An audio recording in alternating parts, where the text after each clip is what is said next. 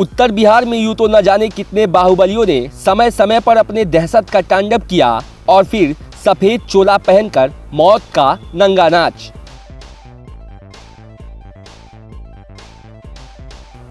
और फिर 10-15 साल तक खूब भौकाल काटने के बाद या तो कहीं गुमनाम हो गए या कुछ दबंगों को सरकार की गोली ने हमेशा के लिए रेस्ट इन पीस कर दिया।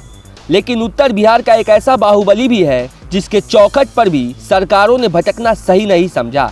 भले मुख्यमंत्री कोई और बने, लेकिन बारी बारी से सभी पार्टियों ने राजा की कुर्सी पर इसी बाहुबली को बैठाना मुनासिब समझा।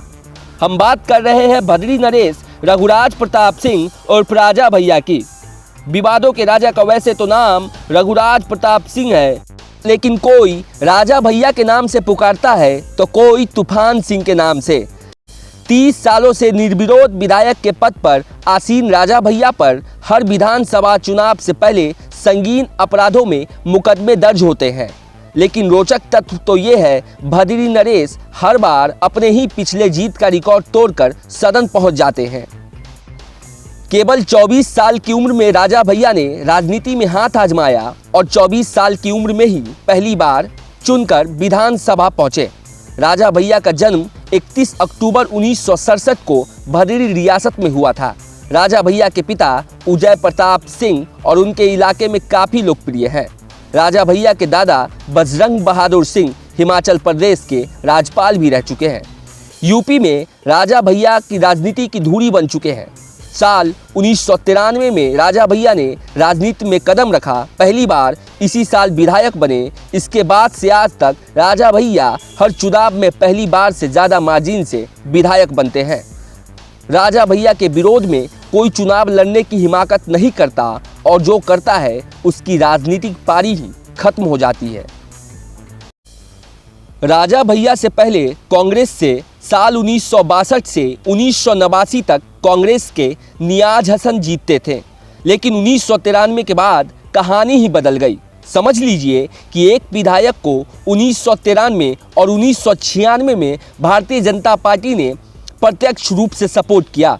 2002, 2007 और 2012 में समाजवादी पार्टी ने समर्थन दिया।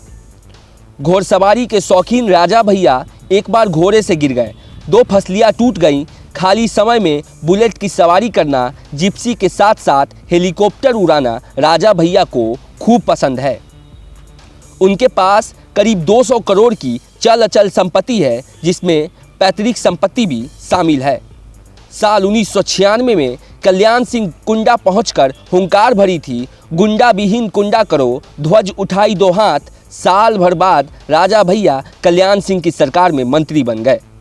1997 में पोटा के तहत जेल जाना पड़ा, लेकिन भारत के जनतंत्र के चारों स्तंभ को राजा भैया से बेहद इश्क था। वे जेल से एक दिन में छूट गए। साल 2002 में मायावती ने राजा भैया को जेल भेजा। राजा भैया के सहित उनके पिता और चचेरे भाई पर भी किडनैपिंग और धोखाधड़ी के कई आरोप लगे। हुआ ये कि भारतीय जनता पार्टी के नेता पूरन सिंह बुंडेला ने 2002 में उनके खिलाफ किडनैपिंग का केस लगाया। तभी पोटा के तहत गिरफ्तारी हुई और उन्हें जेल जाना पड़ा। जिस समय वे जेल में थे तब उनकी पत्नी प्रेग्नेंट थी। तब उन्हें अकेले छोड़कर राजा भैया को जेल जाना पड़ा। जेल में रहने के दौरान ही उनकी पत्नी ने 2 बच्चों को जन्म दिया। 2003 में मुलायम सिंह की सरकार बनी। सरकार में आने के बाद उन पर लगे सारे आरोपों को हटा लिया गया और राजा भैया आज़ाद हो गए। जिस साल राजा भैया की गिरफ्तारी हुई, इसी साल बेटी के पोखर को छनवाया गया। कहा जाता है कि उनके पास मगरमच्छ था। राजा भैया ने कहा कि अगर उसमें मगरमच्छ होता तो सारी मछलियों को नहीं खा जाता। कहते हैं जब लालू यादव की मुलाकात राजा भैया से हुई थी, तब उन्होंने भी यही सवाल पूछा था राजा भैया से।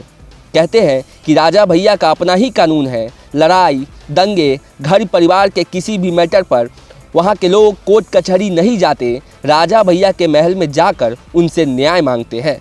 कहते हैं कि राजा भैया का घर न्याय का घर है। राजा भैया के राजनीति सफ़र के साथी बताते हैं कि उनके पिता कभी उनके लिए वोट नहीं मांगते, साथ ही कभी वोट देने भी नहीं जाते। सियासत के राजा भैया अभी लंबी पारी खेलने के मूड में हैं।